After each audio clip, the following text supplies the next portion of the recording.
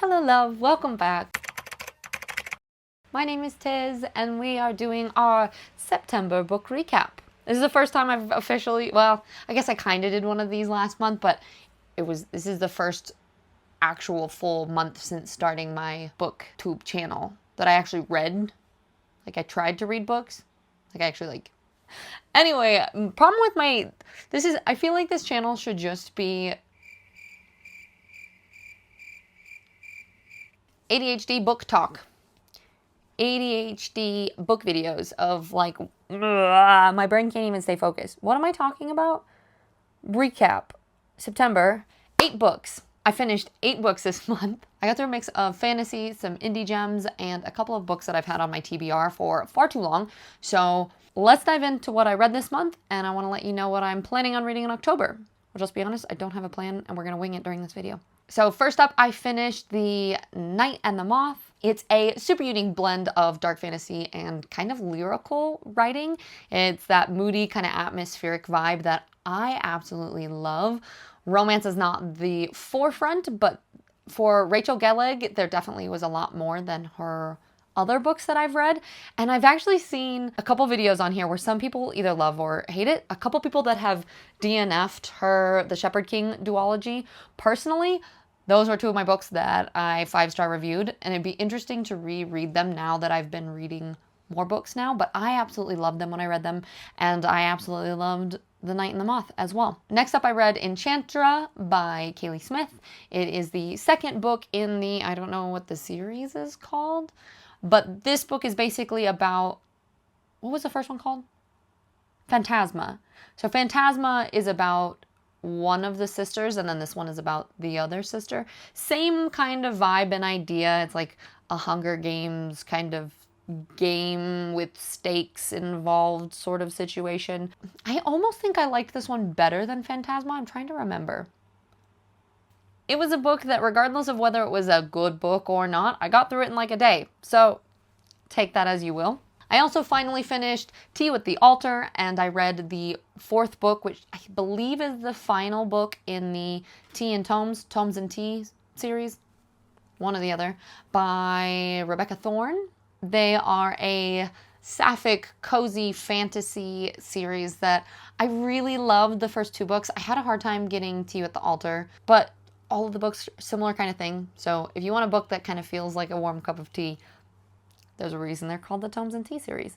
On the heavier side, I finally tackled The Hero of Ages, which is the last book in the Mistborn trilogy by Brandon Sanderson.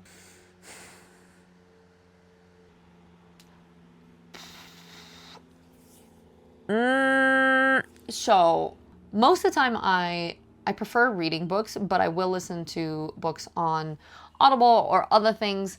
Unfortunately, my friend gave me access to some of their audiobooks, and this one's chapters were out of order.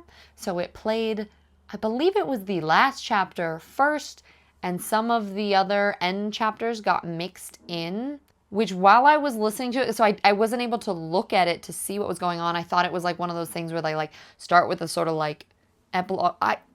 I was so confused, and unfortunately it kind of ruined the book for me a little bit, just because I basically got the entire spoiler of the book at the very beginning when I didn't have any context, and then there was a lot of stuff in the middle that didn't make any sense.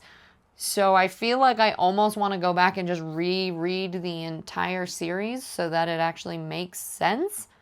But that part aside, I mean, there's a reason everyone loves Brandon Sanderson books, right? I don't want to make this a super long video that's like really in depth into all of these books, but one thing that I really love about Mistborn is it has a female main character that is very realistic, I feel like. Sometimes, it's like Throne of Glass. I love it. Don't come at me. The main character, sometimes there are parts where it's like, okay, she's this young and she's an assassin, but the decisions she makes, she can't do certain things. You're just kind of like, if you are the world's most renowned, why? There were some parts that just didn't add up. I'll just leave it at that. And what I really liked about Mistborn is there's a very strong female character. that has all the facets of the weaknesses and the strengths and the growth throughout the books, which I just really, really enjoyed. I don't think you see that very often. So I am now in the Brandon Sanderson sphere. I started Warbreaker next, and then we'll probably do the Stormlight Archives next. And lastly, I finished Gilt, Glint, and Gleam by Raven Kennedy.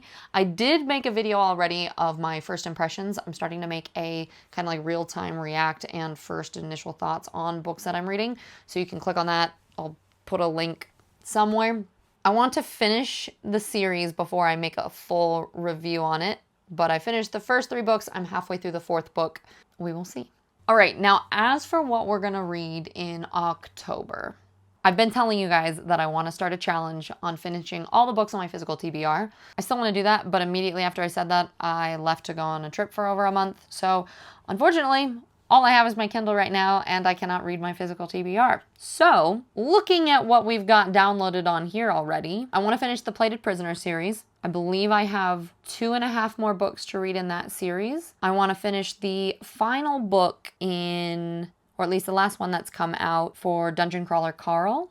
My book club is also going to be reading Ladies' Night, which apparently is based off of Knight's Tale. It's like a medieval fantasy that I'm really excited about.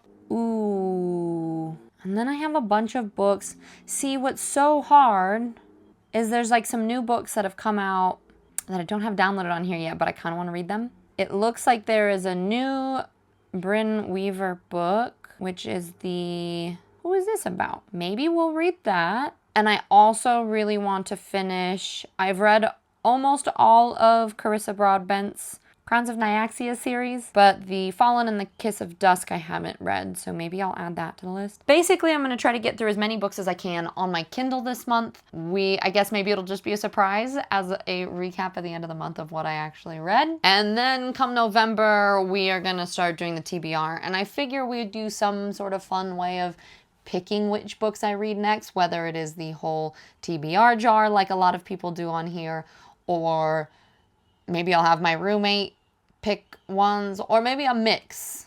Like we'll pick a couple, we'll have him pick some, and then we'll figure it out from there. So that's everything I read in September, a rough plan of what I'm thinking about for October. Thank you so much for watching. Let me know if you have read any of the books or if they are on your TBR, and I will catch you next video while I'm on the road, whenever that is, whatever it's going to be about. I'm not entirely sure yet, but we'll figure it out. Thank you so much for being here.